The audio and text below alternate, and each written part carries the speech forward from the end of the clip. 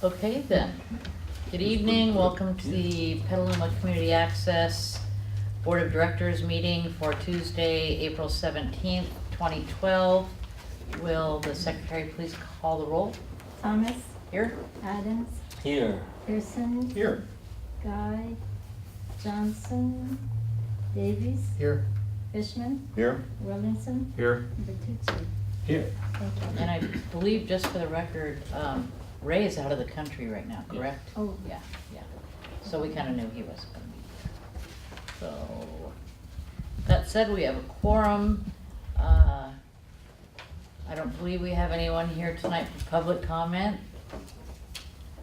So we will close that, and it's open for directors' announcements. Anybody have anything? Brad, do you want to say them first? Or? Two things I wanted to say is one, I just sort of wanted to encourage everyone, if they have a chance, to go online to the Alliance for Community Media, which is association of community media stations all over the country, and trying to look for support for the Community Media Preservation Act, which is going to help straighten out some legal issues with which you can read online to help maintain community media stations like PCA here. And so if you enjoy what we do, it doesn't cost anything to go in there and send a letter to your local representative, and we would appreciate it.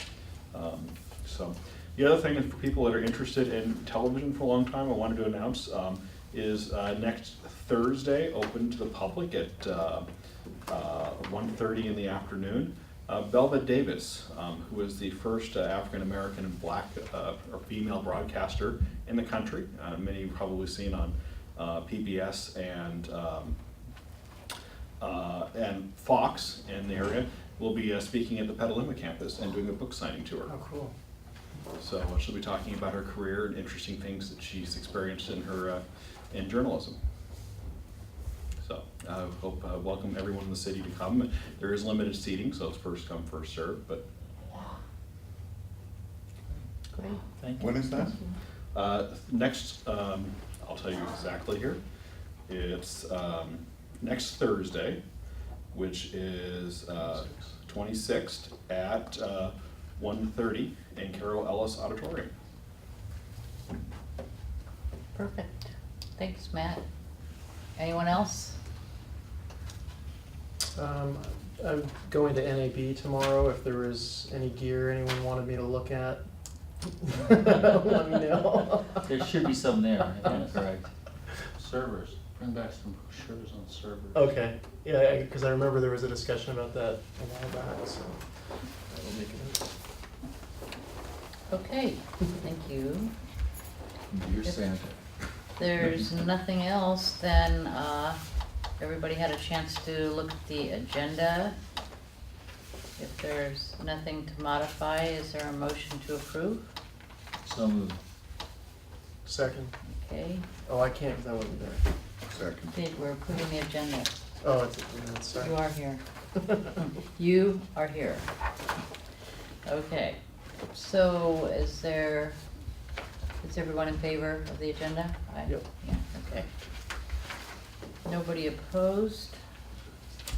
And then we have our minutes from the March 20th, 2012 meeting. Unless you haven't had a chance to look at them, are there any modifications that we need to discuss? Okay, can we get a motion to approve these then? Just a correction on the spelling of Joe's name. Spelling Oh, of, the public comment was from somebody named Joe Manthe. So it'd be Joe Manthey. thank you.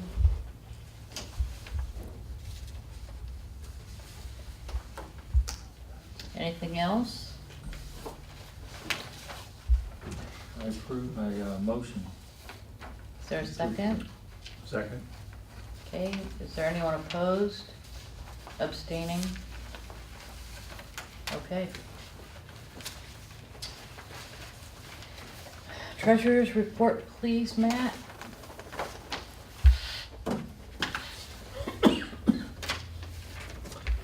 Latest treasury report should be, is it up on the website yet? Ready as the finances? Should be. Okay. And, sorry.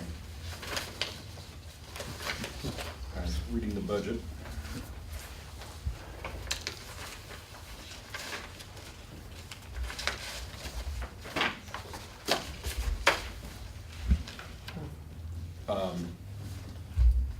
I know there's too much new to report. We've got all no new checks this month. I was thinking about budget conversation. We have money, nothing too exciting, no major expenditures this month. No? I read it about an hour ago, so. Any questions? As prepared as I see them?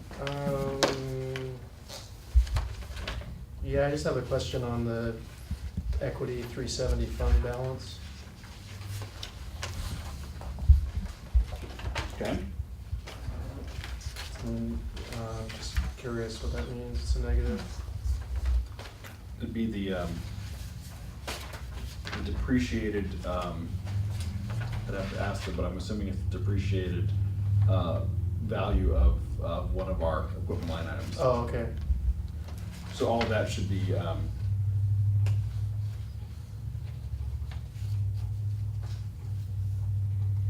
yes, it would be. So that goes against the capital fund? Well, it's total assets is what you're looking at there. Right. Total assets at this point, if you liquidated the organization, Gotcha. equipment included. Okay. If you've got market value for them. Correct. And so they're just, all of our production equipment and resources, they continue to depreciate Gotcha. every year on a 7-year schedule. Okay.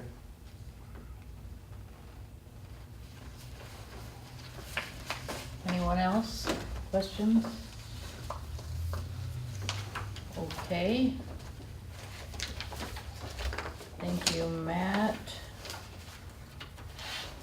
Executive Director's Report, please, John. Okay, so let's see, new student members, we have an interesting program starting in relation to HC Squared. They're supporting and developing a Friday Night Live chapter. It's a youth group that gathers and they give options to getting drunk on Friday night. And literally, I mean, it's part of the Coalition for Underage Drinking. It's supported. Is that the coalition for underage drinking, or is that? Against. Oh, against, that's different. And they signed up as a group member. They sent over 3 kids who are just really thrilled. Zach gave them a training last week. They're writing a script on underage drinking. Dave Sears is in the cast, and they're looking for Cool. nurses. And I talked to Summer today. There's also the Boys and Girls Club who are trying to do a video on why not to smoke. So we've got a young crew coming in, and at their last Friday Night Live chapter meeting, they told everyone about PCA, and they thrilled them all. Good. And then with all our talk about prizes and contests, I had a couple of occasions to offer PCA memberships as prizes, which was very effective. The Downtown Association is doing a Where's Your Button Bin contest, and one of the prizes is a year's membership in PCA. And we donated a membership to the Petaluma City Ballet at a silent auction fundraiser. Cindy and I spoke about the staff party plans, that we'll be hosting that at Cindy's house, another pool party. But I'm gonna pull out the Pictionary game and get that rolling. We did this last year, and was it last year or the year before? Last year. Last year, okay. The party or the Party. Pictionary? The Or party. all the above? No, the party, Yes, we did the party last year. yeah. And I think we did it on a Saturday. I think that's the trick we need to do now is to, if we could hammer out some dates. I could take it back to the staff and see which is the best. I think the first half of June would be the best time. I believe last time we had it on a Saturday and we closed the office. So- Yes. And then we need to put together a subcommittee to handle the food and drinks. So we have Saturday the 2nd, or the 9th, or the 16th. If there's any that doesn't work, this is really a a time for the board to meet the staff, and we could call it a retreat or a staff appreciation is what we called it last month. Is this May? June, June. June 9th is Arts Delight, so, That's up. yeah, that's probably I volunteer for that one, so. Okay. I'm gone the 16th. Yeah. I'm gone the 16th. Okay, so we are on the June 2nd. It's a Saturday. What was it? It was like 11 to 4 last time. Whatever you wanna do. Okay, well, I'll work it out with the staff. I'll let them decide what they want to do. Okay, and the last item is just, you know, I really love serving the community and helping people get creative. But one of the amazing things with PCA is you can get stuff on the air that the big stations won't run. I think the first thing I ever saw on PCA was I was brand new to Petaluma, or back to Petaluma in France, and I was zapping and I came across this documentary on Waco. You know, great maps, and it just really impressed me. I said, what channel is this? And that's how I learned about PCA. So last week I found something on the Seattle Access website that we could borrow or use, and it's a pretty important film. It's Helen Caldecott talking about Fukushima. Nice. And I would, you know, if you don't know what's going on in Fukushima, you should check it out. So that kind of makes me proud that we've scooped ABC. Cool. Not now, they're watching. Yeah. Great. So that's my report. I love the idea of having that Friday night group. It seems like a Oh, wonderful thing, and They were all wide-eyed and it's just. Were these Yeah. raffle tickets? Nope. I watched the show. The editing is a challenge, but we're there to help. the prize is a down nuclear power plant. Okay. Yeah, this was an April 2nd speech, so it's pretty recent. Then there's one right in our backyard, Humboldt Bay. Nuclear power plant? Really? We found one. Oh, really? There was a great, obviously, well, you know about this, the, you know, the Bodega Bay site. Yeah, they wanted to put them out. Yeah. The one Thanks that's to there on Bill Bodega Cordo. Bay. Marty Griffin. Okay, that's the report. Okay. Okay, that's good. Thank you, John. We have no items on our consent calendar. Under reports of committees, the executive committee met the hour before this meeting, and we had 2 items with no action. And that's it for executive committee.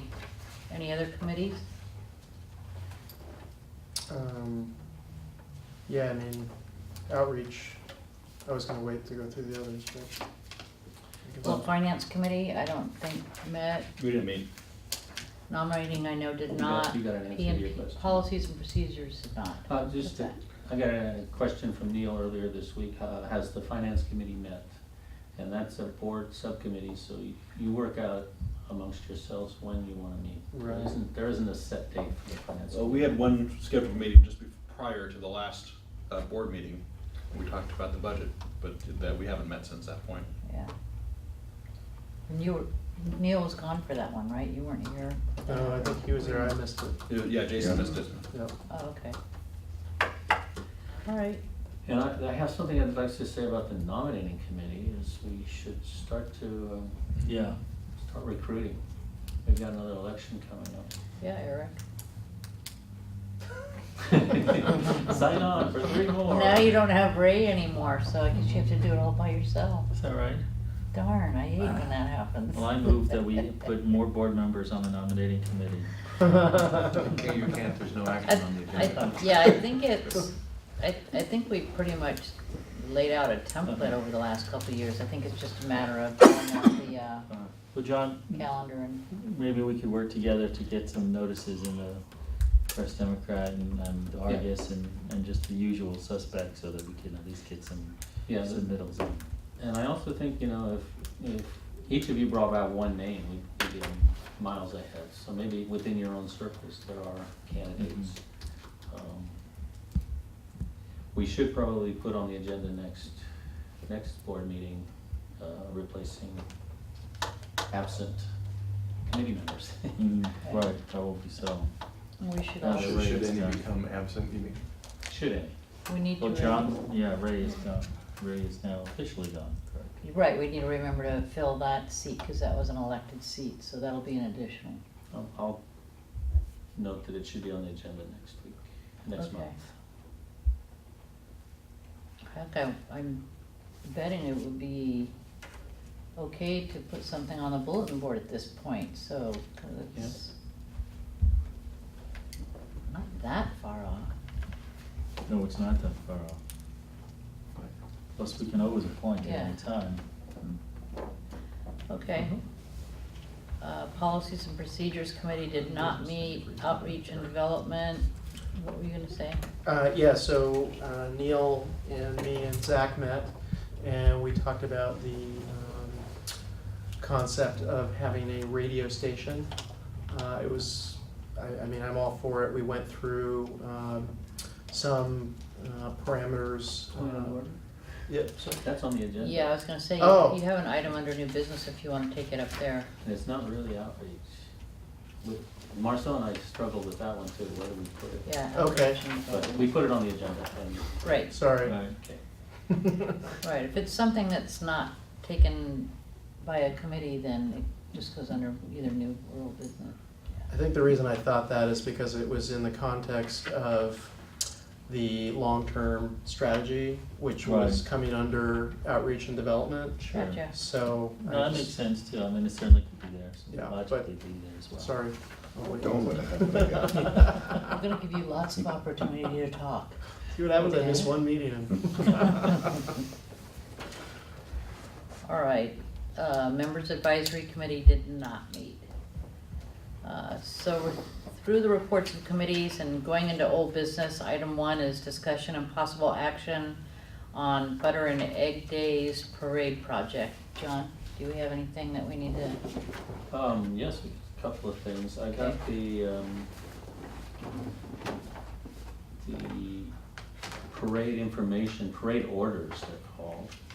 We need somebody to show up at our parade number spot 89 at 8:30 a.m. And I know that the limo is not arriving till 10. So, what I thought I would do is I would go down and roll out the banner that you'll be carrying at the parade, mark the spot. But I'll be also supervising the setup for the coverage, so I'll be back and forth. I'll be down there too with you. Okay.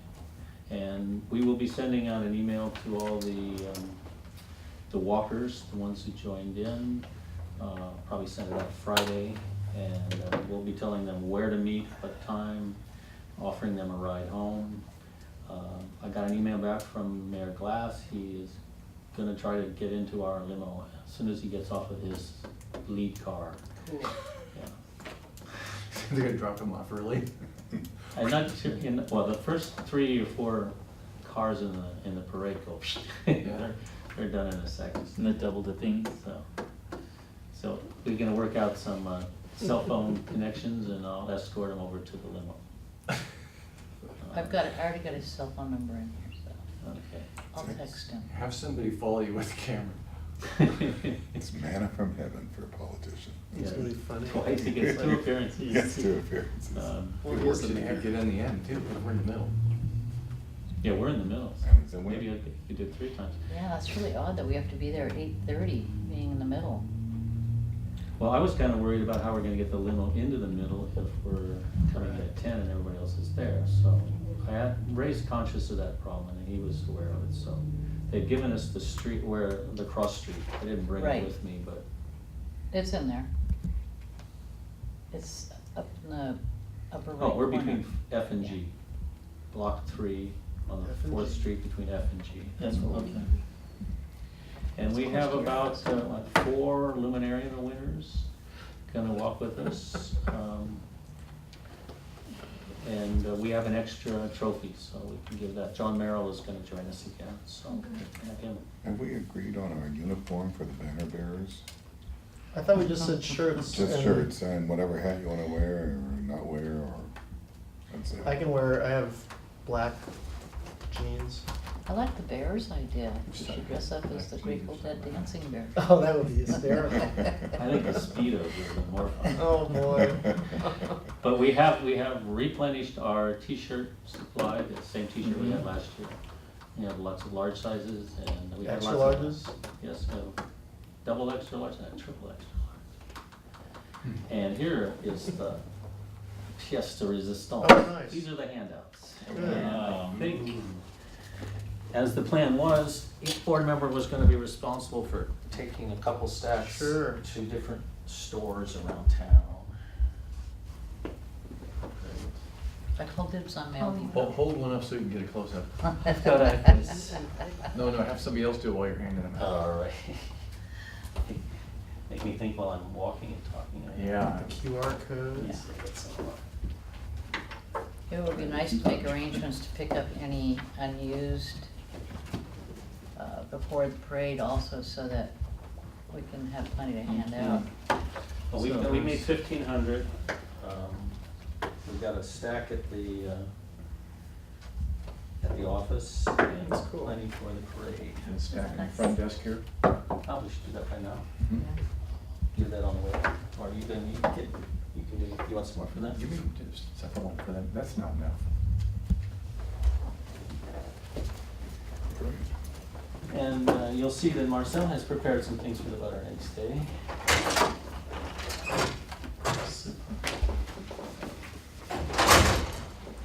Yeah, this is, it's on the agenda. The sweepstake. Oh, that's on the sweepstake, okay. What are, So butter and eggs, we're in good shape with the butter and eggs. Well, that'll come up in the sweepstakes. oh, Okay. Which is related to this, that's what I got. Mhm. This is the sweepstakes. Yes. Don't call it a contest, don't call it a drawing, legally it's a sweepstakes. it's a sweepstakes, and we got very legal on this. So what else can I say about the butter and eggs day? We got the flags. I did a test and I'm not totally secure on it. Maybe I'll bring some tape. But they look great. On the what, sorry? We have flags for the flag. Oh, I see, yeah, yes. And the last detail to be taken care of is put PCA on the flag preserve. But we're in good shape. Good. Are you gonna stencil that or freehand Dan is doing it. it? Yeah, it's pretty much complete. I have materials. We just printed the PCA logo in cardstock, and we're gonna Nice. glue it onto the preserver. Sweet. So we don't have a uniform, but we have t-shirts if that's what you wanna wear. We'll And offer you'll them. bring t-shirts there to the day?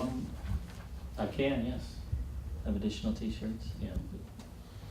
But what I'm gonna try to do is to get orders from the luminarium winners. If they want a t-shirt, they can come by and get one, or tell me the size and I'll bring them. I don't think we have enough to give out at the parade. Oh, I mean for the walkers and, Yeah, oh, for the walkers, Yeah. yeah. Yeah. Who's walking, who's holding the banner?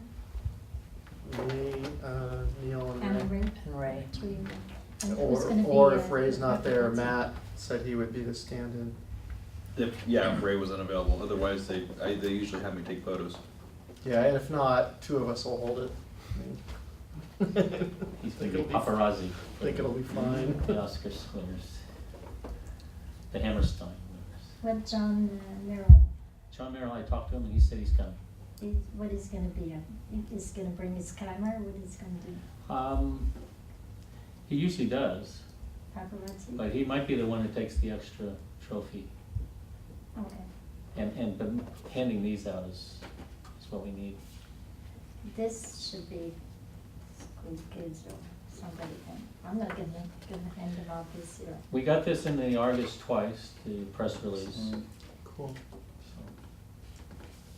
So, and these are pretty slick. And the announcement nice. text was updated. But I'm not gonna run around That's great. giving them out this year. Yeah, I thought you were doing some video, yes? Last year I was handing out. Right, but this year you said you were gonna do video, Yeah, I'm correct? gonna do video. Yeah, gotcha. You know, I don't, yeah, if you do video, I'll try to tell John that he doesn't need to. No, he needs to do that too. Yeah. Well, it's hard to Video do or He's a video. trophy? partner. How many Um, dedicated people do we have to hand these out? Well, I think it's the Luminarian winners right now.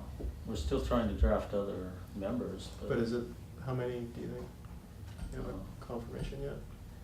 We have, let's see, I would say 4 confirmations of Luminarian winners. We offered David Glass a seat in the limo. And 3 of you are up the banner, so Right. that leaves Matt, Eric, and Marcel. And Tim, you're coming this year? Maybe. You will be bicycle If I don't get a lesson. flat tire, yeah. My son can help pass them out. Oh, that'd be great. Uh, Does he have a t-shirt yet?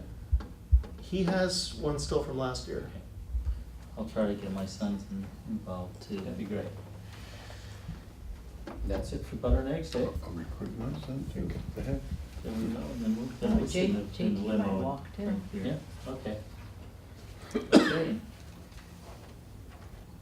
So no action needed then. No action needed, it's a report. Okay, I'm excited.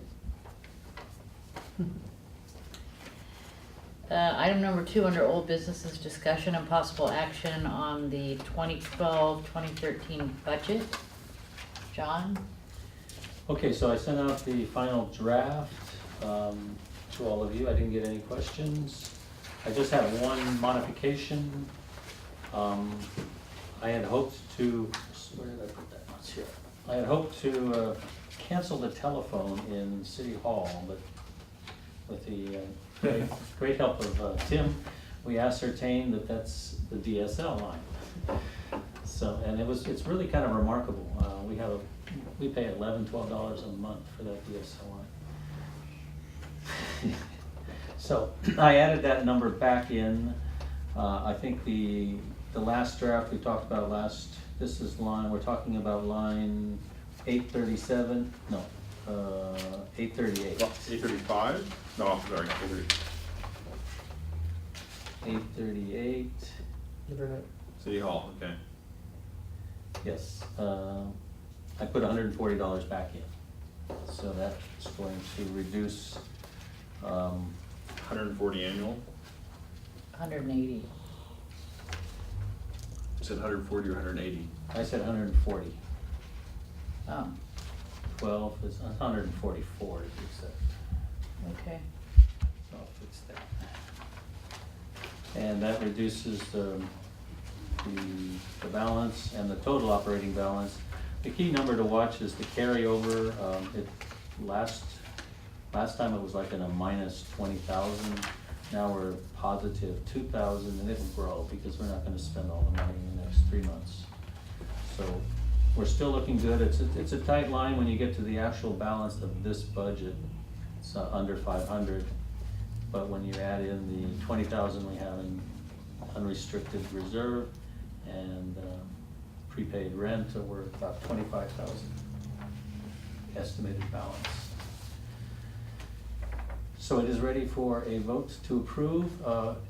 It will be, it's the springboard for the activities plan, which I started work on last week. That's due next month.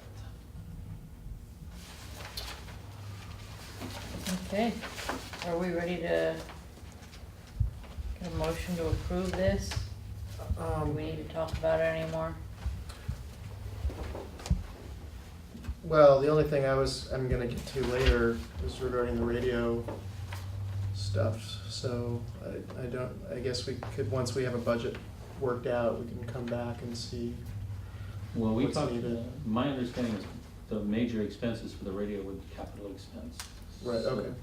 You'll see also that I added the capital expense, I've started adding that to the budget now. It's the last number, we have $85,774 in our capital expense. Do you think the radio can be dealt with by current staffing? Um, Probably not. Probably not, no. Or the current staffing with more hours. Can that come out of the capital? No. No. No. So maybe that doesn't have to happen now because I don't think the application is till August, I think is when it's due. So. Yeah, and we have to get it. And Right. I usually do a, end of the mid-year review of the budget. And I will say that the income, I was very modest on that. I was very cautious in the income. I think we may get more on the access fees. We got more last time. Okay. But it'll be to take that back to review. We need a plan then really for the radio. We can Yeah. talk about that one. Yeah, exactly. Yeah. Okay. I'll move the budget. Okay. And second. Okay, a motion and a second. Anything else, folks? More discussion? We ready? All those in favor? Aye. Aye. Anyone opposed? Abstentions? Okay, got a unanimous on that, John. Oh, Good great. work. Thank you. If I'm correct, it was easier than last year. We're getting better. I mean, He's got a lot of practice I now. know. He even has that audit down now. I was looking at the numbers for the audit. Yeah, he got it down. I put in a little extra to figure I they're saw gonna- that. they're He gonna added raise that a it. little. Yeah. The nice thing is we don't have a changing funding model this year. Right. Yeah. All right. Okay, item 3 under old business, discussion and possible action on PCA's Brown Act requirements. Tim, do you have anything more on that I- from our last discussion? I believe in the minutes, we asked John to go ahead and look at some neighbors. Yeah, I tried to get a hold of the Busky Group a couple of times, no response. No, they're not answering the phone, so they may be out of the office. And ACM had no information. So I did a Google search and I found something quite interesting. Test this out. Reading, recently in February of 2012, I got an extra one. They had an issue.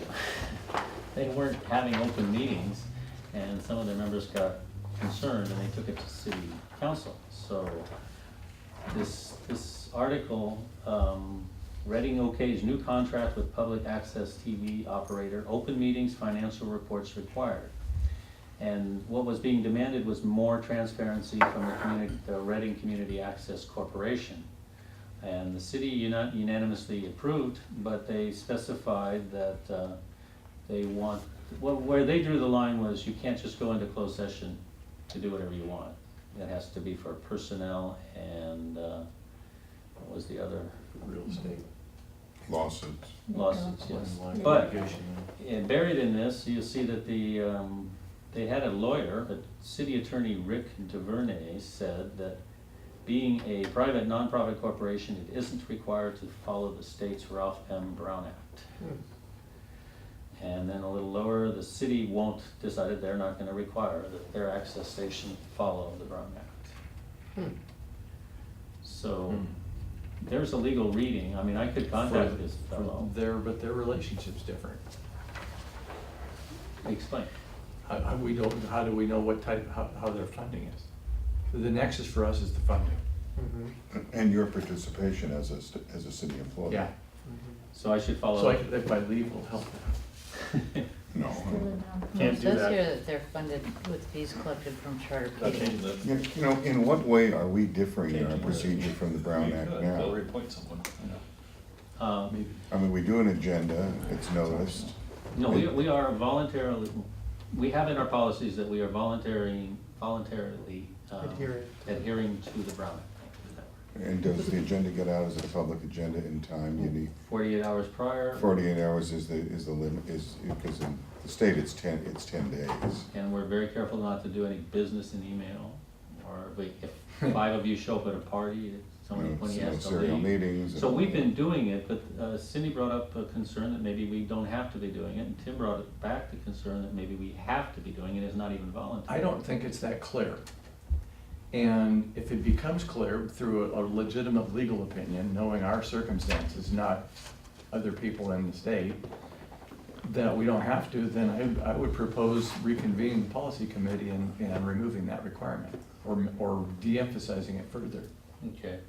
The fact that we comply with the Brown Act pretty well most of the time voluntarily is one thing. Having to is something else. I did do a Google search on the DIVCA, and I got the DIVCA document, and did a word search in that document, and Brown Act isn't mentioned. I didn't read it word for No, word. it wouldn't be. So DIVCA does not mention it. This was Reading was a question of it being in the contract with the city. It's not in our contract. But I did come across a summary of the Brown Act that had the terminology that you quoted. So it's out there. I guess the next step is to bring in a lawyer. Well, What's the objective? Or, well, we would need a lawyer to know if we can drop But I it. mean, I guess my point is, I mean, it hasn't been difficult to abide by currently. Are we feeling challenged by, Brown Act restrictions? No, we're continually feeling the need to be thorough. That's So, all. I was reading that part of the legislation one day when I was having trouble sleeping. Right. Looking at something else. yeah. And I thought, oh. I mean, I guess my point is I'd rather not spend money on I lawyers would agree. unnecessarily I don't unless, think it's unnecessarily. I mean, if we're feeling like we could be more productive if we didn't have the Brown Act issues, that would be a rationale for doing that. And at times, we could be. I mean, we could be having more meetings perhaps, outside of this meeting. We could have more members involved. Maybe we could be more productive. If that was an argument, I'd be in favor of looking into it. Other than that, just seems like an additional expense, doesn't it? yeah, I mean, is our public noticing sufficient for the Brown Act? We're very strict with that, 48 hours prior. So I'm not sure why we have an issue here. I don't think we have to take an action to determine whether we're subject to it or not. We've decided that we're going to be in compliance with the Brown Act. I suggest we continue to be in compliance with the Brown Act, because and whether there's ambiguity or not, as long as we're in compliance, there's no issue. It's not a burden on us. Let's just keep doing what we're doing. Right, the reason it came up this time, because it has come up on a number of occasions over the last 10 years. The reason it came up this time was in between meetings, there was coordinating for Butter and Eggs Day happening. And Ray got a lot of members of this board involved, and so there was email communication going, and we found that we could not continue discussing it in email because it would be considered a Brown Act violation. In some ways, that was a hindrance. Is that because he was copying too many members, though? I don't Well, think there it was were, just him. there wasn't more than a They were- majority of us that were interested in working on the parade, so. Jason, you remember when I asked the technology committee specifically, don't use reply all? Right. Or if you do reply all, nobody else Make kicks sure in. it's only, Reply all people between or- you and me, for instance. right. But it's kind of hard to make decisions about a parade when you don't reply all, And because, when you do reply all, and when you do make a decision, that's an offline, unagendized Exactly. decision. and that's why. That's a the- perfect example how easy it is to trip. Right, and I that would hate to was, see us get stuffed for tripping up on something otherwise innocuous. I'm just saying that that's why it came up this time. I mean, There's other reasons for it coming up in And So, the it past. it perks up, pops up every once in a while. Right, We agonized it So over. in it policy. was someone forgetting not to copy that many people on the reply. In Forget- other words, it was a number of bodies issue if it We're had been. forgetting and doing it. It's a quorum. Right. you know, there might be also issues of what really constitutes business. I mean, a board can meet socially and do things that aren't considered Correct. A business, decision. as long as they don't And- discuss business. as long as right. you're not discussing business. And, you know, participating in the Butter and Eggs Day parade and who's gonna wear what shirt and who's gonna hold which sign, I don't think that's business under the Brown Act. I think the budget I is agree. the business of this organization, and policies relating to programming and things along those lines. But I think we can class a lot of things along those lines as just, it's not business. And Okay. The conversation you had was, or that you were referring to, wasn't about colors of shirts. There was more to it than that. Yeah, I do recall something. Was about purchasing items, correct? Is that, what was it? I don't even Might remember. have been Ray about brought it up. demo Yeah, rentals or something. I don't remember, but we did kind of light up. Well, I think considering who we are as a board, and as Neil says, you know, we are in compliance, or we try to be in compliance with the Brown Act, and we do the very best we can. And sometimes if there's an indication that we're not doing it, then we pull back, and that's the way it is. And unless I guess it seems like the decision would be, do we feel like the Brown Act is a significant enough hindrance to this board so that we need to change our method Right, of doing that's what I business? was- That's the question, and I don't know what the answer to that is. I mean, sometimes it is, but sometimes it's nice to have that, you know, that Ambiguity. cover, right? I- I mean, that cover of, you know, transparency that allows us to do business and know that we're not doing anything untoward. Right, Yeah. it's a lot of it's public perception. Right, a lot of it is public perception, and rightly so. So then if the question is that we're happy with it and we're not gonna try to remove it, then we don't have to go the next step legally. I think Tim's point that we need to be extra vigilant with Yep. emails. You may notice why I only send it to 4 of you at the same time. Right. Just to avoid any risk of getting a quorum in one email. Right. It's not because I forgot somebody else. So that's kind of a vigilance that we need to be aware of. Then the last detail would be, do we want to revise the policies to be firmer or more ambiguous? But I think it's fine the way it is. I would recommend leaving it and continuing as is. Yeah, I'd leave it the way it is, and, you know, people should be reminded if they're not in accordance. And if we really, you know, want to make sure that people are okay with it, we could always take the contents and post it, make it public. I mean, there was nothing in any of those emails that the public shouldn't be able to see. I assume there's provisions for emergency meetings under the Brown Act as Yes, there there is is. under Mhm. the Open Meetings Act, so. Let's just leave it alone then. We're presuming we're subject to it, or just keep doing it. Well, the reason it came to be is a past board voted to Adopted. adopt it, yes. It's not policy, it was a vote. It was voted in, it could very easily be voted out. But do we need to? But we Doesn't sound adopted like it in with the policy. Yeah. Choo- It's not in the choosing- policies and procedures, Yeah, we is put it? Yeah. It's in the Is it in the policies, policies yes. now? I just think Then we have to leave it. the perception of us dropping it, I think Yeah. would be. We the first put it thing in there after. as kind of like the standard for transparency, Right. or a standard anyway.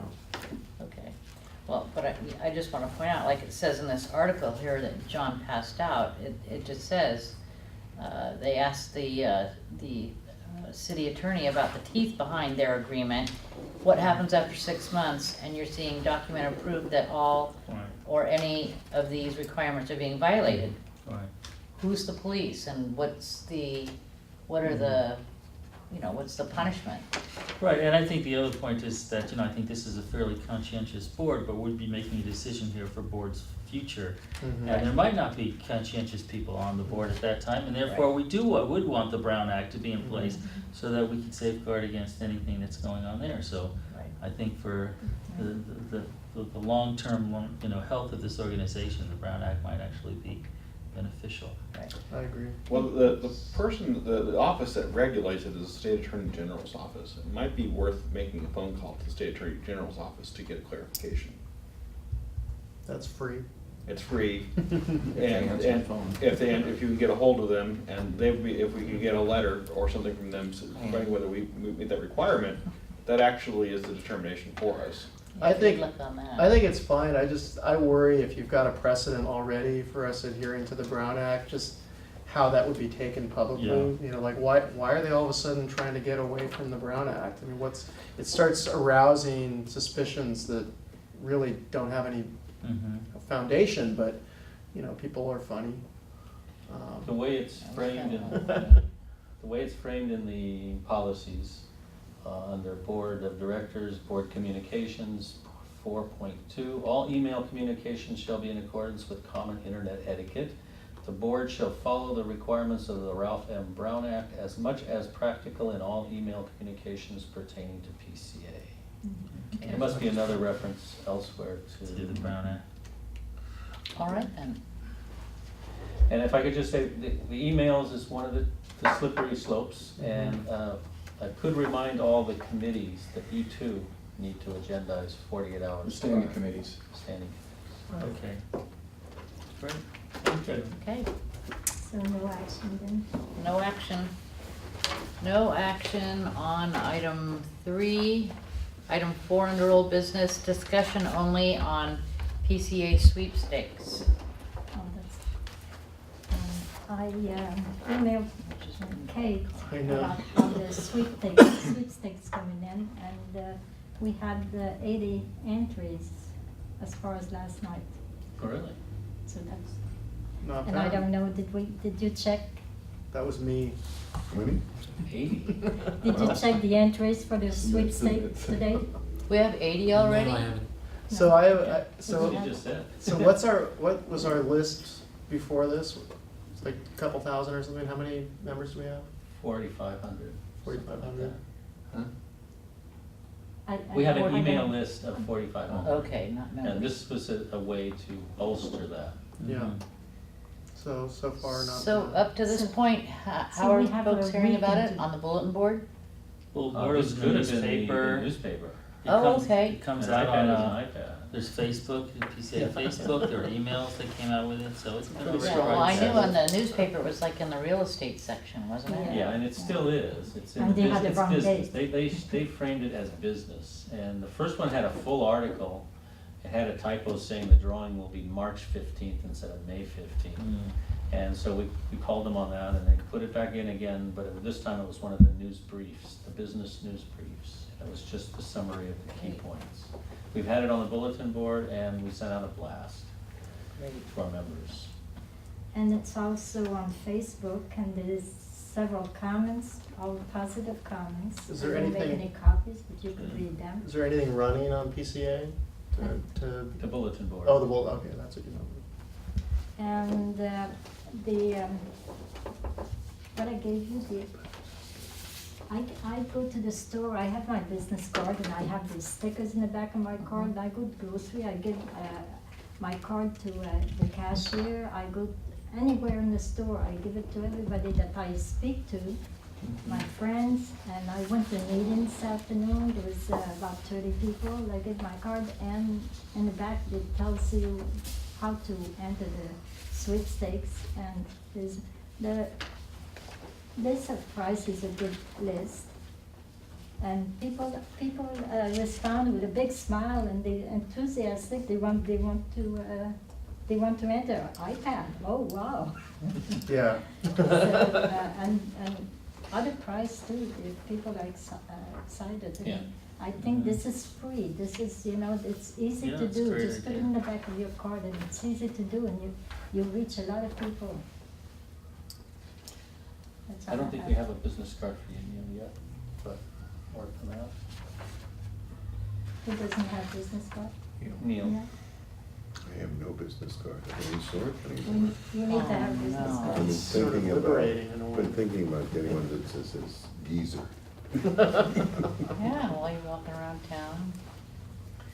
I should also say that this being our third contest at PCA, we put our nose to the grindstone and really got serious about the rules. And Marcel and Kate did a marvelous job. It's like a 10-page document of rules. And, Good job. yeah, and Kate also have a question and answer online that really looks very professional. I'm really proud. Yes, if somebody were to call the office, we have a talking points answering sheet Good. for all staff. Wow. And we're going to have the drawing for the iPad at our May meeting Mhm. A meeting here. here. We'll be 7:30. drawing here.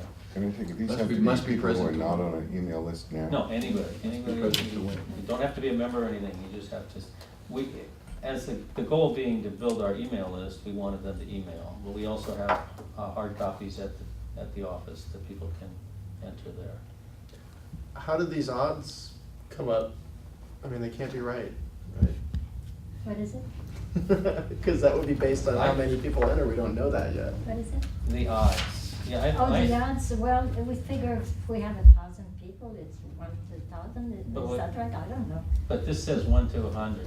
Does it say 1 to 100? Yeah, we wouldn't want to Oh, pass you this know, out. That's an error, because we did That's up an it to error, because 1,000. in the rules, where's the rule? In the But rules, even it's 1,000, 1 I to think could go over 1,000. Yeah. That was a tough one. We chewed on that for a while, Yeah. because there was a requirement to put the odds in, but we don't know how many. So there is a clause in the rules that's saying the odds are dependent on how many people Yes. enter. It's in the It rules needs now. that. Yeah. I was just Okay. looking at these comments. What is a good almond butter recipe? Thanks, Pete. Is I'll that give you one Kramer guess or who would Petaluma beat Pete? that with. It sounds like a Dick Kramer It's a thing. Dick Kramer. Yeah. Hi, Dick Kramer. Okay, Okay, so That's it? that's great. Thanks Thank for all you your very hard much. work. Thank you. Marcel. Yeah. Thank you. Well, You've it's done for a all lot of of us, for terrific work PCA. on this. Hope we get a lot of new members, and that's the goal. Mhm. Yeah. By the way, have we told our viewing audience that you can go to PCA TV/contests and enter to win an iPad and almost 13 other prizes. So do it today, because the odds are gonna be fairly low, because it's probably just gonna be community members that'll do it. And we hope you win. And I just want to add that these donations, we can draft a letter that you could use as tax deductible donation to a nonprofit, and it also shows on our income sheet as a donation. Okay. We are through old business. Look at it, it's not even 8 o'clock. We are good. New business, item 5. Discussion and possible action on board member resignation. I've been thinking about this. We did receive a notice of resignation, although it was not ever written, correct? We do not have a It was written- an oral notice, verbal notice that was given to us by Ray Johnson It at was the on last video, Chip. meeting, yeah. I mean, that's considered binding, I'm sure, and I'm not sure that we want to accept the resignation at this meeting because he is absent due to being out of the country, and I would like to consider him still a board member for our parade. It would be nice to say Good we point. had a showing of board members, and to honor him that way, maybe we should table this for the next meeting. Well, he did state that his last act was the parade. Yep. Yeah, The bylaws allow him to have an unexcused absence, one of them. 2 consecutive is different. But Right. if we decide that this is an excuse, we understood he was gonna be gone, there's no reason for it right, either. right, So, there's no reason why, but the question is, do you okay. accept Well, his resignation? I'd say we table this for the next meeting now, okay? Everybody okay with that? Mhm. All right. Item 6, discussion and possible action on PCA presence at the Rivertown event. Riverfest, right? Rivertown. It's a Rivertown. Rivertown Revival. Oh, Rivertown Revival, you're right, you're right. And I went online recently. It's not, we were thinking that we didn't really get the demographics we desire at the fair. That we might, instead of putting all that energy into a booth at the fair, although we will be able to help the water department if they need help. That we would put those eggs in the Rivertown Revival, which was That a makes sense. stupendous success. Mhm. What is the date of that again, I'm sorry? Let's pull up that. It's the 30th of June. And I went online, but I printed it out. Where did I print it out? What's awkward is they don't really have a slot for informational booths. They have vendors, and it's a very, it's worked out. They have sponsors. So I left a call today, I didn't get an Well- answer back. Well, last year they had like Moms for Clean Air and Friends Okay, of so tell us how Schallenberg. that, were you So- involved in arranging that? No, but I knew people that were, and I stopped by, and it was totally informational. They were also collecting donations, and they were also taking campy photographs of people dressed in Victorian outfits, and you know, Okay, those are so posted. it just isn't on their website. I will be able to find out. I'll try to get the procedures for getting us in on that level. We have a fold-out canopy, we have extra flags, we can decorate it. To actually run a TV set, we need a generator, and that's kind of noisy, so maybe Yeah. we'll just go low-tech with a camera, we can shoot people. We talked about it at staff meeting, and somebody suggested having a little, what are they called, photomatons, little booth where people could stand, maybe a painted backdrop or Mhm. something of that nature. Green screen. But, Could we give people, a deposit, and people take cameras and shoot things and bring them back to us? that's a little tricky. It's kind of a chaotic event. Yeah. John Merrill covered the first one unasked and gave us a great half hour. It was really pretty, and the first one blew everybody's mind. It was just so successful. It was wild. And their marketing and their graphic design is really stunning. I think this, for me, this plays into that recruitment of new board candidates. And this is Mhm. where you can make an outreach to the people that come to this event and get them on board for PCA. No, I think it makes sense. So I'm hoping we get board participation in this outreach effort. Just for the record, I will be gone on the East Coast at that time, so unavailable. Say, Me too, I'm gone. what? I'm gone that day too. Oh, okay. A wedding in Oregon. Okay, well, we'll do our best we can. I mean, we did the fair 4 days in a row with staff going in 2 or 3 hours. It didn't really pay off, but you do get people to come up, they wanna know more. I think we're gonna make a splash at the Butter and Eggs Day. And that, I would like to keep that roll going right up to the annual meeting and the next election. Great. Thank you for that. I think it's a wonderful opportunity as well for PCA. It's great. Okay, that's the 30th, right, of June? Okay. June 30th, 11 a.m. to 7 p.m. 11 to 7, okay. It's a really fun event. Yeah, it is. Is that it on that? That's Okay. for me. All right, item 7, discussion of possible action on translation services. And I left in front of each of you an article that I was referred to, and I had quite an extensive conversation with a certified interpreter / translator that we use where I work, which is a medical center. And I am still taking a firm position with asking that we consider using professional translation services when we are translating our English literature into Spanish. And for viewers, just so you understand the difference between interpretation and translation, interpretation is about speaking, translation is about written materials. So when you interpret, that's the oral. Translating is demands, there's a much higher command of not only the language, but the grammatical correctness of that language. when you're translating. It's a lot different from oral.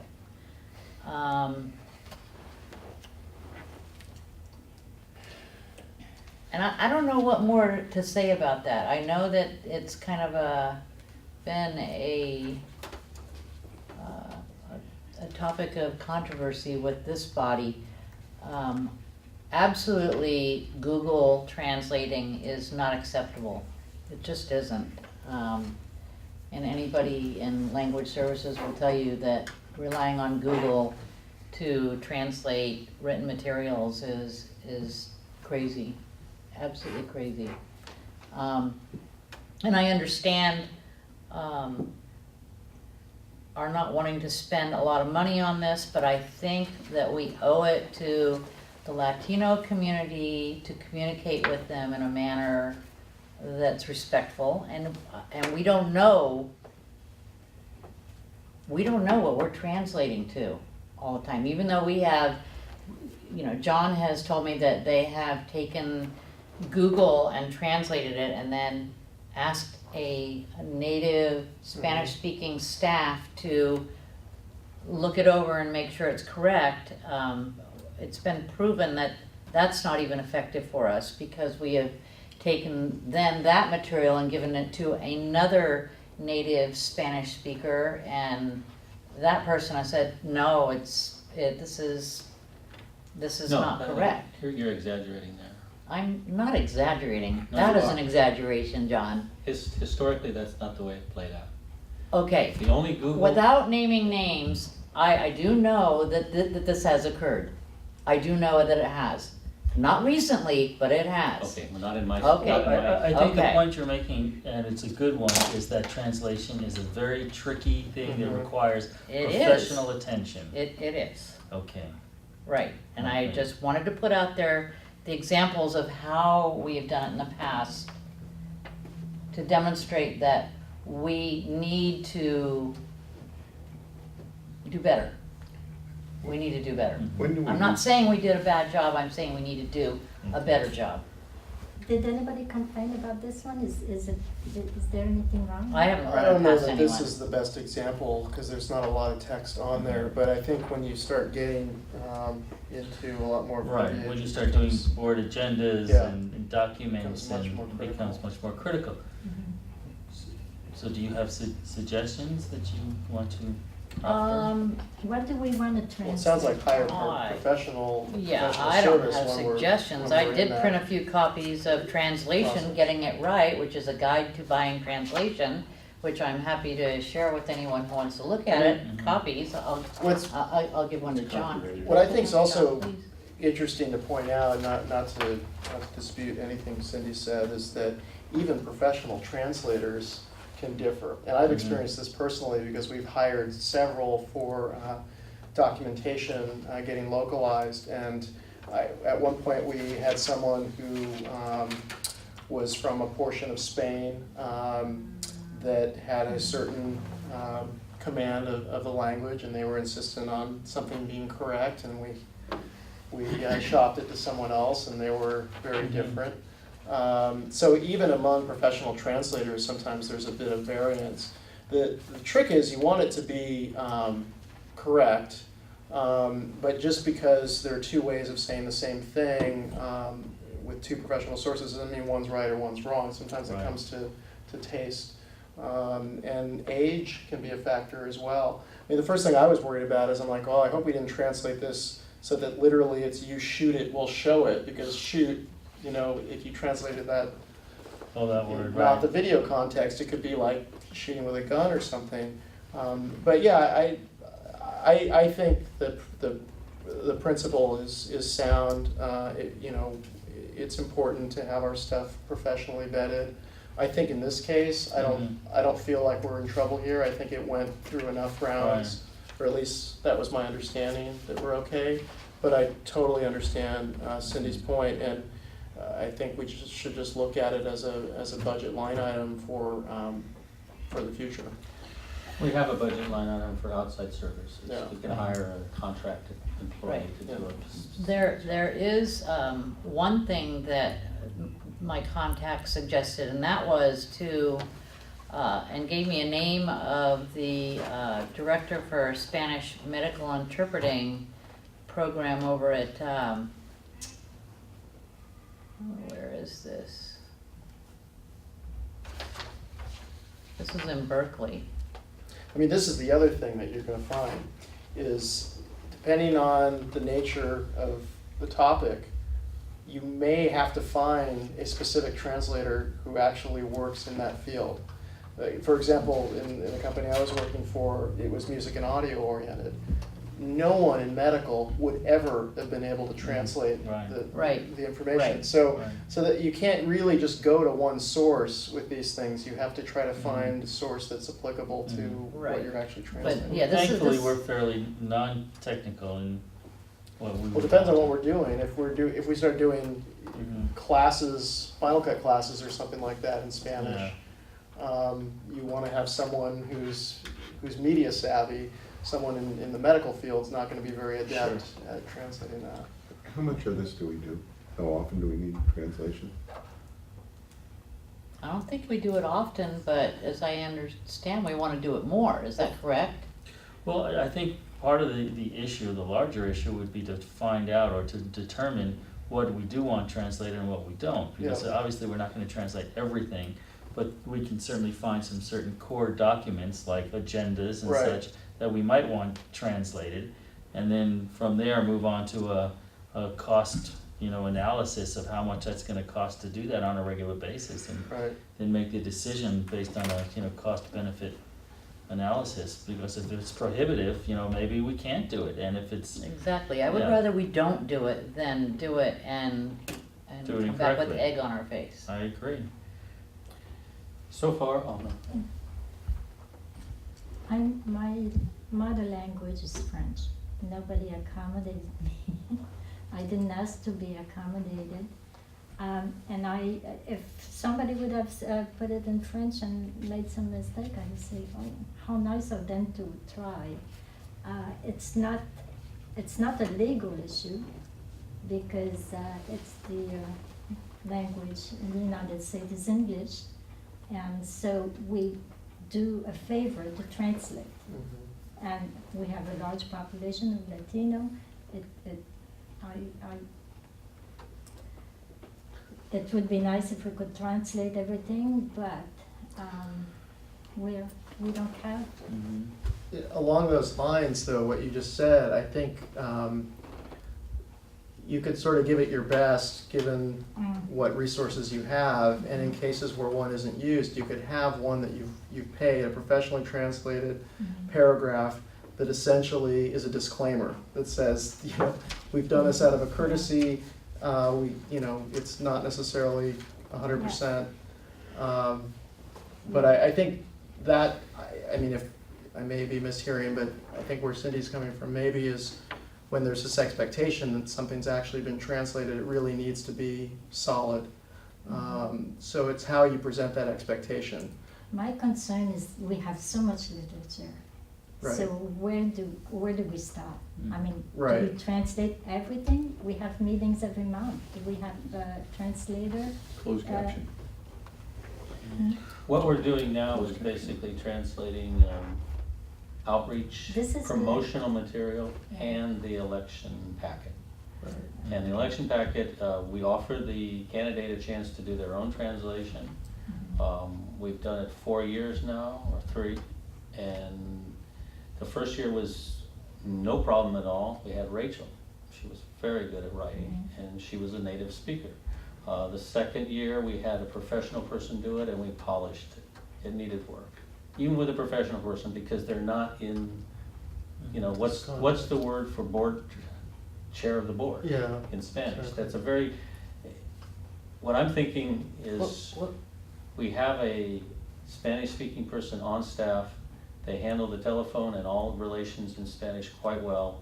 I would think that we could have an on-call person, like Rachel, or Nifa, or Ortiz, who could proof it. If we were to decide that we wanted to translate our policies, that would be a contracted work Yeah. to somebody else. It's And I very would say expensive. that would be Yeah, it's very very expensive. expensive. Yeah, that was gonna be very expensive, I can tell you Yeah. right now. So- There's no But is there a expensive. need for that? We haven't reached that need, so So what I we're think there looking- needs to be, I mean, I hate to suggest it, cause I might end up on it, but the subcommittee that determines, you know, what are the parameters for translation? Or, you know, that, and so that we can be very clear about what we wanna translate and have a Bilingual policy and policies. procedure around translation in place. Are you I- suggesting a bilingual policy? A Well, bilingual- A No, policy that addresses bilingual issues? I think it's a translation Yeah. policy, because, well, I guess bilingual too, but, I So- don't, you know, It opens up a little can of worms too, because then how many languages are you right. gonna pledge to support? No. But I think certain things certainly carry a higher need for professional translation services. And it's not to say that I don't think this is important too. I just think there's less to go wrong on this, and it was vetted pretty well, I think. So as far as policies and procedures, it would seem to be about grading, you know, what level of, Mhm. you know, serious document is worthy of translation. I mean, probably agendas, meetings, Right. anything more on a Maybe we could ask for legal. volunteer to translate. But I think that's part of Cindy's, Yeah. Well, maybe. Concerns. I would just They may rather be us not, professional. not translate it at all. Mhm. yeah, Okay. see, but I like what Marcel was saying, and I appreciate that someone would rather have something than nothing. The idea that, okay, they didn't get it perfect, but they made an effort. And, you know, maybe it'll attract more membership from those people, you know, feeling sorry for us that we don't have our Spanish perfect. Yeah, we have a large It's population. not maybe as the- simple as that, though. There are cultural sensitive Sensitivity. issues around here, sensitivities, yes, that I vary understand. from, you know. Yeah. Mhm.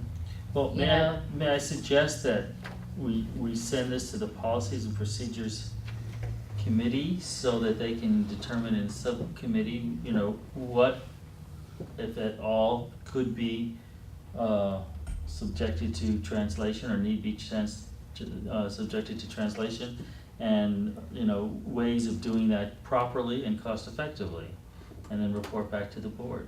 Right. Sounds like. And, yeah. But I think this is a case of that. Yeah. I think this is a case of doing exactly that. We decided we want to do some outreach material, we wanted it to be in Spanish.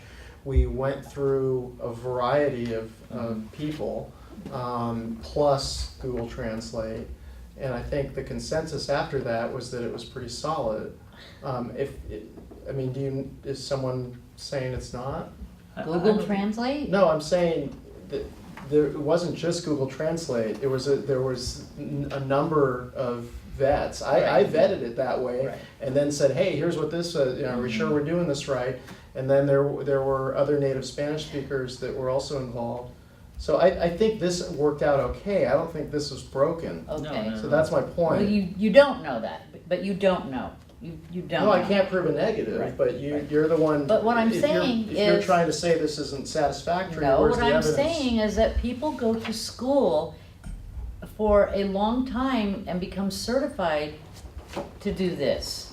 It's not as simple as the process that we have used. It's not that simple. Well, that is probably why it would be a good idea to send it to the Policy and Procedures Committee to find Right. out what would be the proper procedure. Because before I got cut off earlier, when I was talking about this professor who we could talk to. I mean, all professional interpreters have to do a certain amount of interpreting while they're going to school, and they have to do it at no charge. It's like their internship. There's no reason why we couldn't, contact students and ask them to help us out. And in the meantime, we're helping them out. But the At students- least they've had some schooling.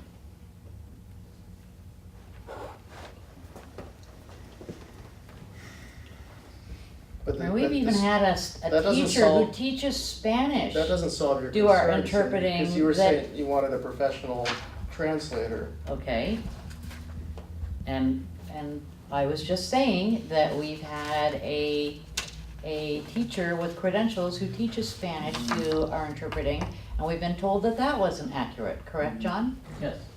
And I think the Okay. point you can draw from that is, I think we're safer with a native speaker who understands media and what public PCA is trying to Yep. do. If somebody is a native speaker, they can. I'm a native English speaker and my English isn't perfect. It ain't perfect at all. Well, maybe we should have a professional writer do the English work as well. I mean, if we're not feeling that we're qualified on the English, I mean, at a certain point, we're. Jason, I'm sorry if you feel like I'm not in agreement with your process. I'm just not. It wasn't my process. Yes, it is, it was your process. You did this, No, I didn't. right? May I make a No. motion? Okay. Madam Chair, may I make a motion? Yes. Okay, I move that this issue be brought before the Policies and Procedures Committee, who shall then return with certain recommendation. recommendations as to how we Okay. should proceed. All right. Second. Any further discussion? I was just gonna say, you should read the threads of the emails and you can see the context. No, I don't wanna read the threads. Well, before making a statement like that, you might want to. And I also think that when you do that, if there's any chance of taking a look, at maybe there's grant funding for this, or as you suggest, students who are into this, because maybe we can, if we wanna do more of this, there might be avenues to get the funding to do it. Okay, Thank you. Do we have a vote? we're just punting it to the committee. There's no action if we're just Really? Okay. passing it off. I mean, unless you wanna vote on that. I don't know, there's a motion on the floor. I thought when there's a motion on the floor, Okay, there has to be a does, vote. all those in favor of giving it to Policies and Procedures? Aye? Opposed? You guys abstaining? Could No, you we're just take in it? a committee, we're gonna suffer either way. So, all those in favor? And we're comparing a translation service at the moment. Oh, okay. We're kibitzing. All right. Their translations and the translation service in 3 different languages don't match our translation. I just think out of some people's That's the league. problem of love. Okay, so item number 8, Right, discussion right. and action on a low power FM Do this. radio license. Film it, we show. Jason? Yeah, so I met with Neil and Zach, and we talked about a low power FM license, and I think it's a pretty exciting prospect. I didn't get the invitation to that meeting, by the way. And I was supposed to. Zach was the one who organized the meeting, Okay. That's fine. not me. I'll make sure he knows you're on that So- opinion. More trips to the woodshed for Zach. Anyway, so it was a good meeting, but a lot of it was some questions that we're gonna wait to hear back from Zach on. We talked about different sites for the transmitter. We talked about locating the studio, not necessarily in the same spot as the transmitter. We talked about a few possible locations. One of the locations mentioned was the Phoenix as a possibility. So Zach was going to discuss that with them. We talked about there not being enough space currently at the PCA office really to do it. We also talked about possibly getting more space. And then I kind of wound around and said, well, honestly, I don't know how far ahead we should be thinking on this if we don't even have a license. So first and foremost, we have to do what's necessary to get the application done. And we should certainly have a few options in terms of ideas for where it would be housed. And we have to have a good sense of budget for the equipment. But it's a fairly minimal expense. I think he was suggesting under 10,000. I think that was what Zach threw out. He thought that was for the antenna and the whole thing. Yeah, he thought that was for pretty much everything, including the equipment. There was discussion about types of microphones and things to use, and wanting to get quality stuff. We didn't look at the entire application. He was going to see if he could scan it and send it to us, and that hasn't happened yet. But I suggested we review the previous application going into this next one, because my understanding was it was essentially accepted last time. I was trying to do some research on what exactly happened as to last time. Maybe you understand. Some partners pulled out, or There were tensions with the partners. It was not a smoothly coordinated collaboration. There was arguments about who would get Friday night. Everybody wanted Friday night. I think the budget was higher than that then. I'm not Yeah. sure why. Zach and I did disinter all the old files. So we had a stack like this of all the old files, and Zach has those now. You know, we have a radio show on the TV station that's using space that we would like to recuperate. That little space would be great. And if we had more use, it would be workable. So that the looking for another space was contingent on that. There is a set of offices right over ours that have like 4 or 5 smaller cubicle type offices that could be an option. The Phoenix, I took it to their Phoenix board. They are excited about being partners in it, but they didn't think they could house it. Okay. I didn't communicate that to Zach, but I think it has some other challenges anyway if we were going to do that. yeah, and the challenges would be ensuring the property and the equipment and having staff members on, and who has the key, and I was trying to see if maybe Pixel or I mentioned that to Zach also, perhaps the under area, the basement at Pixel Core, but you know, they're using it currently for storage. so I think there's a key decision is, do we want to partner in this? Yeah. That was part of the problem before, but then we had partners from here to Healdsburg, and one was Sonoma Yeah. State, so it was complicated. I think having a partner would strengthen the proposition. I also think that this kind of thing lends itself perfectly to a grant proposal, because it is a concrete project that the money can go into and the results can be seen. Yeah, one of the other sites in that context was Santa Rosa JC. Yeah. So Zach mentioned that as a possibility, and mentioned that since Matt has a connection there, that could be useful. And then also it would help probably award the license for the application, because education is a key point. This is supposed to be an educational channel. So I think the fact that you think it's a good idea to go with a partnership, and the fact that it could be linked potentially to education would be great. So Zach was also considering looking at that as well. The last we pretty much left it is that we were in favor of it. We certainly would recommend to the full board that we go forward with it. And I think it also dovetails along the lines of a topic I wanted to get to before I was traveling on the longer range plan for PCA and growth. One of the conversations I had at one point with Cindy had to do with studio, having a space. The idea that, you know, in this day and age, more and more people are learning how to use cameras on their own. They have their own cameras. But when they want to shoot a production, they don't have a space to go to.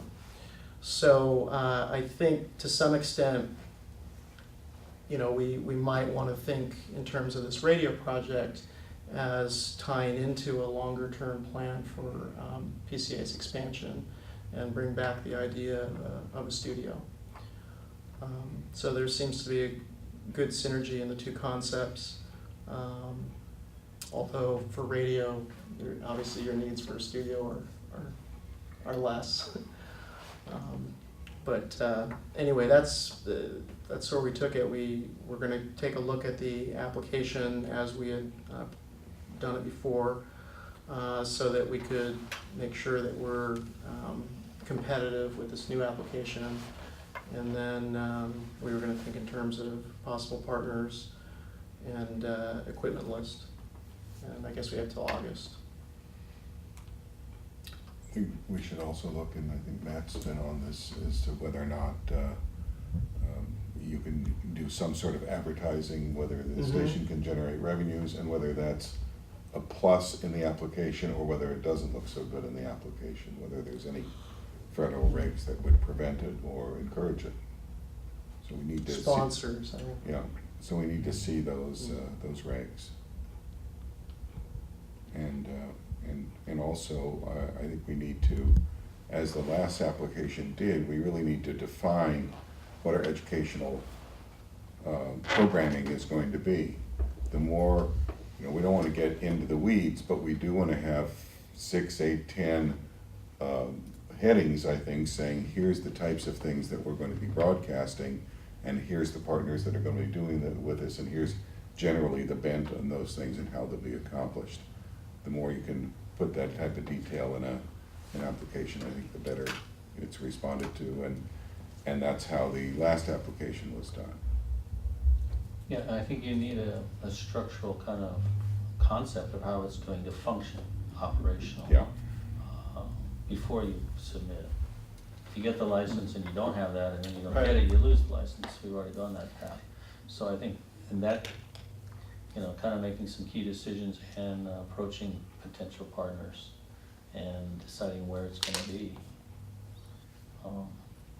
Are we still getting demand for a FM station from our members?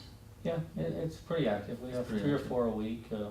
Some people drop off, other people come in. It hasn't grown immensely, but I think we've had 2 people come in specifically for that, to be able to do that. And then what happens when, during the downtime, I mean, when we're not broadcasting, we just don't broadcast, we're dead air, is that correct? I think the requirements are, like 4 hours a day you have to broadcast Wow, to okay. keep the license, but you can always program Other loops and things. Okay. feeds. And in this day and age, is it possible to purchase used equipment? I mean, are there other stations that are going down that we could just purchase a whole kit ready to go? It's worth looking into. I don't have the answer. I'm gonna say that the audio front-end equipment is fairly inexpensive. Yeah. It's just the transmitter, I'm sorry. the Well, he excited wanted a transmitter really antenna. expensive mic. Well, that's really $200 for a couple $100. Thousands. Well, I don't really think that anyone, depending on what we broadcast, No, I don't think we need it either. would hear the difference. Right. No, I don't think they would. Does anybody have a notion, or did the last application look at who this is targeted at? Is this a station that's trying to get more at 20-somethings, teenagers, the whole community? Zach didn't think that there was any clear target. The last partners were Sonoma State, which would have been students learning how to be radio announcers. There was a religious group with a religious audience in Healdsburg, and PCA, which was close to the student model. I mean, would have been the Phoenix and PCA, the members could use it. It also has a very important emergency service for the community. So it's a resource, I think, that is open to a lot of different uses. I hear what you're saying, and I think if the partner were educational, that would be the demographic you would emphasize in the I have a notion that, I think we've been looking at this as the educational aspect of it will be bringing in high school kids or college Right. students. Another way to look at it might be to have it in,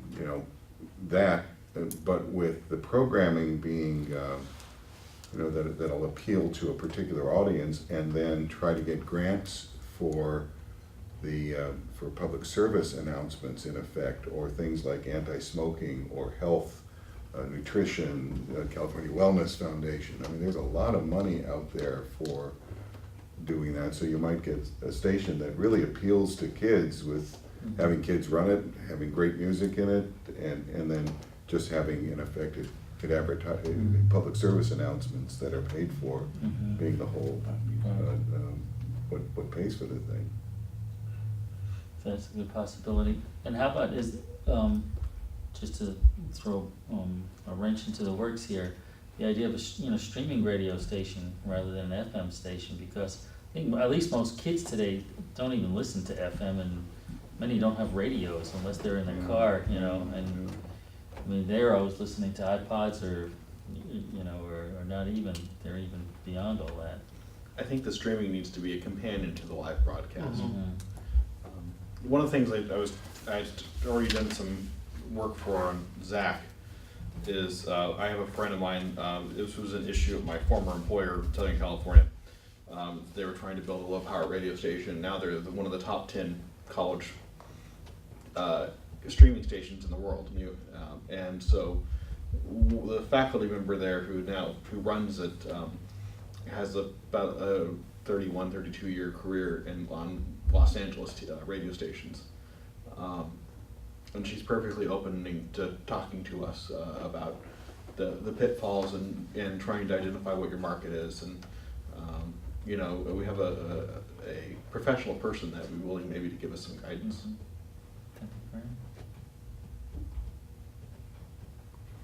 And they've, that particular university is still 10 years now has been trying to get a low power FM license. And because in California's radio density, they haven't been able to get one. What do What's they the streaming- broadcast? Yeah, what's their What's call the- letters? What's their content? It's a college radio station, so as new students come online, they create their own college radio shows, and they could be different, they'll try and do different shows, different hours of the day, and they could be different types of music, and they're aiming towards that 18 to 25-year-old person, so they have a fairly well-identified market. There's different music tastes and types, and they do have a sports talk radio show, and they broadcast some of the radio broadcast some of the games live, which may be something that we could do here is radio broadcast some of the football games or the baseball games, so we get people that are interested in that. And with radio, it's a lot easier to do a portable solution to get up to as an uplink to the transmitter. And that's how we sort of, I would hope, maybe increase sort of the community participation. And you could do remotes and that kind of stuff like that. But I think, the half the concept is how are we going to do it, the other half of the concept is what are we going to do once we got there. And one of the things they do is they use the marketing departments it's a master's degree granting institution, so they have a marketing program, and they go out and sell ads to local businesses. In return, the video department, they take a 0.25% for the marketing program, a quarter of the money for marketing. They take another quarter of the money to the video kids at the school, who then produce the commercials, or the radio station students will produce the audio commercials. They're doing a community access station thing too, and then the community access station gets the other 50% to help fund their operations. Whether that's a fit for JC or Sonoma State, those are bigger discussions. But that's their particular model. Well, I like the idea of it in the context of thinking about new models for revenue for PCA. And it would seem like a shame not to apply, so I think just it's a matter of getting a plan in place and ensuring we have the right partnership. Honestly, my bigger concern, I think, here is trying to contain the radius of this signal because of the shape of the valley.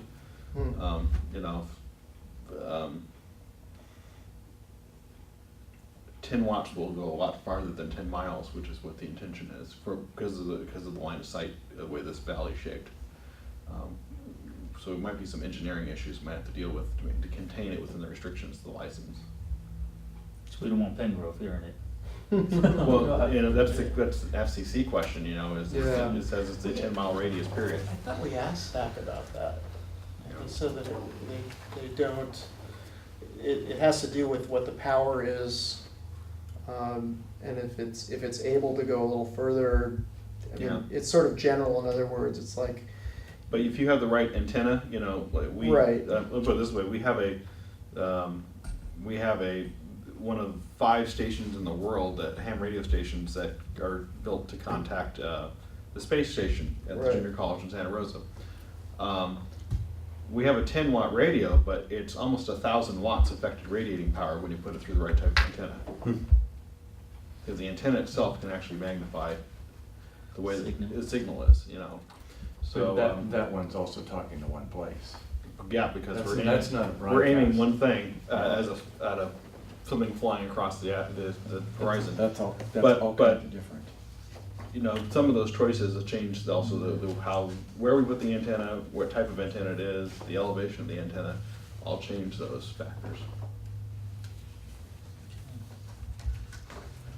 So Jason, what's your suggestion for proceeding? well, I think we should apply, and, you know, we need to look at the application that we already did, and we need to look at the new one. And we need to decide if we're gonna go in with a partner or not, and then determine where the space would be. So, you know, as far as a recommendation for action today, I would just, see, I suppose, if we could get a motion for at least unanimity on pursuing the application.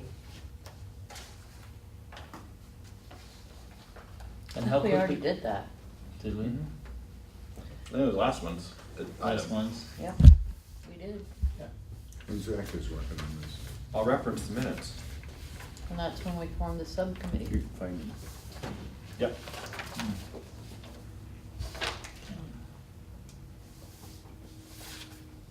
Well, I wasn't under that understanding when we were meeting with Zach. Seemed like he was asking for buy-in from us. I think what he's asking for is serious help. Right now, we're entering into butternut tree graduation, so his head is pretty full of organizing those productions. Right. So he needs backup, and I think you just keep meeting on a regular basis, keep it on the radar. and Mm. start I actually know. knocking the checklist Okay. of things to do. But I was reading again. And how long does it take from application to approval? Do we have a sense, Jason? I'm not sure. What I heard Zach was talking about was, would be waiting to hear in October to November timeframe. And So then, that's then there's a timeline once you get approval till you have to be on air. Right. There's like a 30 to 45 day timeline. So Mhm. the problem is once you apply, you have to be ready to act fast. Mhm. And I believe you have to have some pre-recorded programming in the can too. Mm. And, like we did last time, I would hope that somebody's gonna talk to Bill Hammerman to have him help you out with the emergency broadcasting piece. Because he was very interested in that last He's time. still doing that. Mhm. We need to do some investigation though, as far as when you jump into that, what there's requirements and what type of, the equipment requirements that may, you know, you have to have emergency power and everything else that Right. may dramatically change the scope of the budget. Well, that's why I was saying you should at least have a consult with him to find out what if he even still has any interest in this, because last time he did, so Well, just, in the context of our use for of emergency and disaster and stuff, there's a new EOC coordinator, Battalion Chief Shock. You can speak to him to see what Mhm. he thinks there might be in terms of a role for something like this.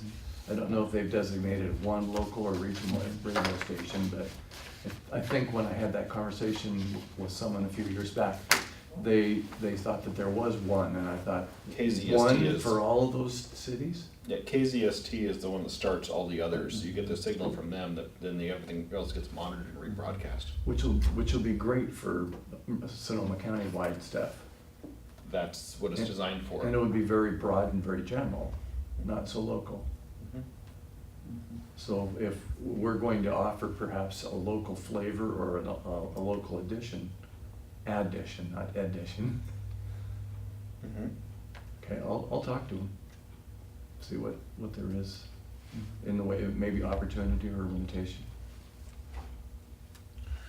It seems like there were a number of questions that came up that were fairly significant around this as to, you know, where it's gonna be, who our partners are gonna be, what's the business model, Where do you put the antenna? where do you put the antenna, you know, what are Yeah. would it be worthwhile to work on a little bit of a, sort of like a business plan first before we got to the point of actually applying, so that we know whether it's even feasible for us to move forward or not? Or in parallel. Probably in parallel. Do we even know what the application looks like?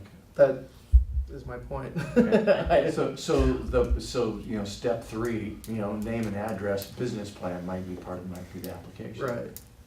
Or the same Well, questions be answered. The application itself sort of feeds the business plan. So, So it'd be worth looking at the application and seeing. what yeah, and that's where we requires. left it, as Zach was going to put it into an emailable form, Mhm. and we haven't gotten that yet. Okay, I guess we'll wait for another report next month. With a meeting or two in between, probably. Put it back on the agenda for next month. Mhm. Okay, any other business? Okay, I guess we can adjourn if there's such a motion. Such. All right. All out. Thank you. All right, thank you, everyone.